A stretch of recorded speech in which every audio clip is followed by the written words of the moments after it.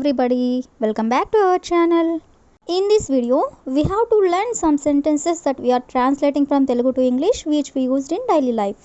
ఈ రోజు వీడియోలో మన డైలీ లైఫ్లో మనం చాలా రకాల వర్డ్స్ అనేవి యూజ్ చేస్తూ ఉంటాం కదా. సో అలాంటి వర్డ్స్ని తీసుకొని వాటికి సంబంధించిన కొన్ని ఎగ్జాంపుల్ సెంటెన్సెస్ అనేవి ఈ వీడియోలో చూద్దాం. Okay, let's get started.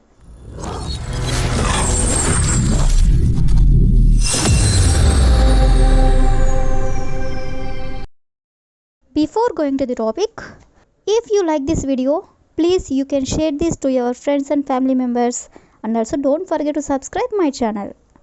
Okay, let's get started. For example, నువ్వు ఎప్పుడు కావాలనుకున్నా కానీ వెళ్ళవచ్చు, లేదా అతను ఎప్పుడు కావాలనుకున్నా కానీ నాకు కాల్ చేయవచ్చు, లేదా వాళ్ళు ఎప్పుడు కావాలనుకున్నా కానీ కట్టవచ్చు. ఈ 3 ఎగ్జాంపుల్స్ కూడా ఒకసారి చూడండి. ఫస్ట్ దాంట్లో నువ్వు ఎప్పుడు కావాలనుకున్నా కానీ వెళ్ళవచ్చు. సెకండ్ వన్, అతను ఎప్పుడు కావాలనుకున్నా కానీ నాకు కాల్ చేయొచ్చు. థర్డ్ వన్, వాళ్ళు ఎప్పుడు కావాలనుకున్నా కానీ కట్టవచ్చు. మూడిట్లో కూడా ఎప్పుడు కావాలనుకున్నా కానీ అనే వర్డ్ అయితే కామన్గా ఉంది కదా. సో ఈ వన్ యూజ్ చేసుకొని కొన్ని ఎగ్జాంపుల్స్ అనేవి చూద్దాం. సో ఫస్ట్ వన్ ఈస్, నువ్వు ఎప్పుడు కావాలనుకున్నా కానీ ఇంగ్లీష్ నేర్చుకోవచ్చు. నువ్వు ఎప్పుడు కావాలనుకున్నా కానీ ఇంగ్లీష్ నేర్చుకోవచ్చు. సో దీన్ని ఇంగ్లీష్లో no matter when you want you can learn English. No matter when you want అంటే నువ్వు ఎప్పుడు కావాలనుకున్నా కానీ యూ కెన్ లెర్న్ ఇంగ్లీష్ అంటే నువ్వు ఇంగ్లీష్ నేర్చుకోవచ్చు. అదేవిధంగా నెక్స్ట్ వన్ ఈస్, అతను ఎప్పుడు కావాలనుకున్నా కానీ మమ్మల్ని కలవవచ్చు. అతను ఎప్పుడు కావాలనుకున్నా కానీ మమ్మల్ని కలవవచ్చు.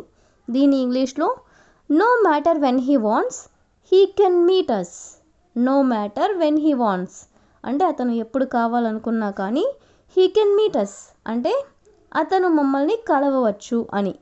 అదేవిధంగా నెక్స్ట్ వన్ ఈస్, వాళ్ళు ఎప్పుడు కావాలనుకున్నా కానీ కట్టవచ్చు అంటే మనీ పే చేయొచ్చు అని. సో దీని ఇంగ్లీష్లో no matter when they want they can pay. no matter when they want అంటే వాళ్ళు ఎప్పుడు కావాలనుకున్నా కానీ దే కెన్ పే అంటే కట్టొచ్చు.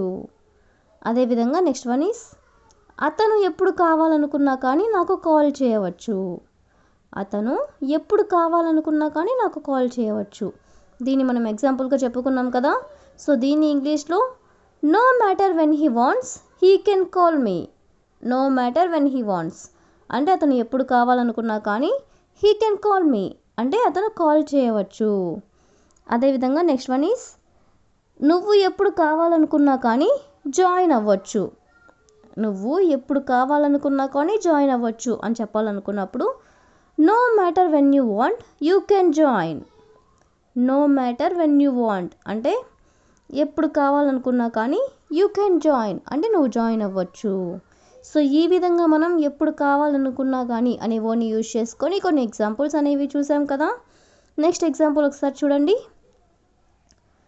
నేను చూస్తూ ఉండిపోయాను, లేదా ఆమె నవ్వుతూ ఉండిపోయింది, లేదా అతను మాట్లాడుతూ ఉండిపోయాడు.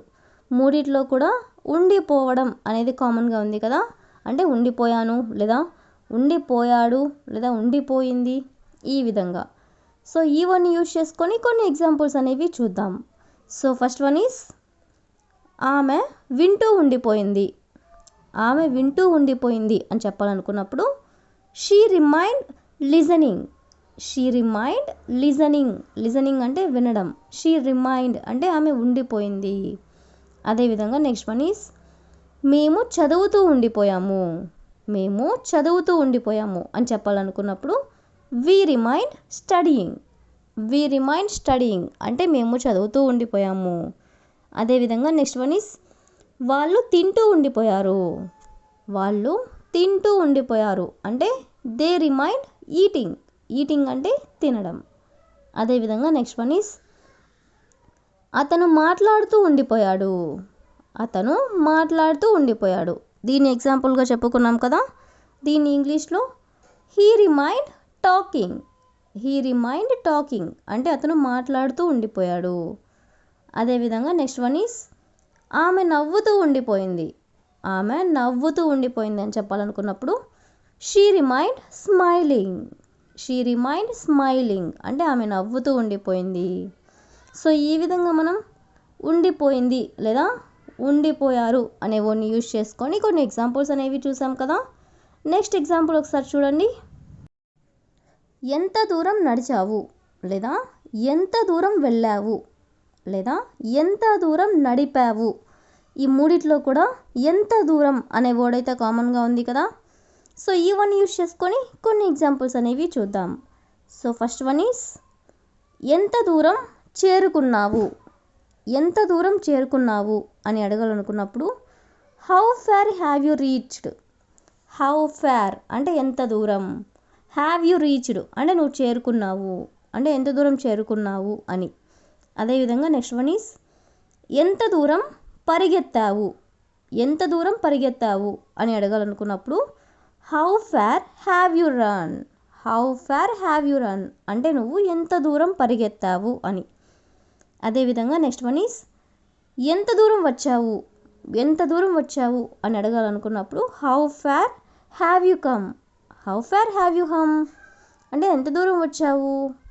అదేవిధంగా నెక్స్ట్ వన్ ఈస్ ఎంత దూరం నడిపావు. ఎంత దూరం నడిపావు అని అడగాలనుకున్నప్పుడు how far have you driven. How far have you driven అంటే ఎంత దూరం నడిపావు. అదేవిధంగా నెక్స్ట్ వన్ ఈస్ ఎంత దూరం వెళ్ళావు. ఎంత దూరం వెళ్ళావు అంటే how far have you gone. How far have you gone అంటే ఎంత దూరం వెళ్ళావు. అదేవిధంగా నెక్స్ట్ వన్ ఈస్ ఎంత దూరం నడిచావు.